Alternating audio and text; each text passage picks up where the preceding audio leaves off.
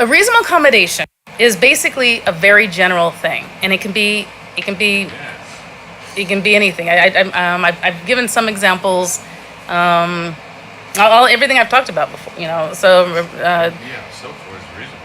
I mean, it's like having a dog, like I said, because they need a dog because to help them with epilepsy or from falling or to help them with smoke detectors and all those are all reasonable requests for you have one tenant who wants now one because the other tenant, well, you let her. Okay, so the one thing with an emotional support animal or a companion animal is that the tenant does have to make a request first for a reasonable accommodation. As I said, you're not supposed to guess that the tenant needs or something like that.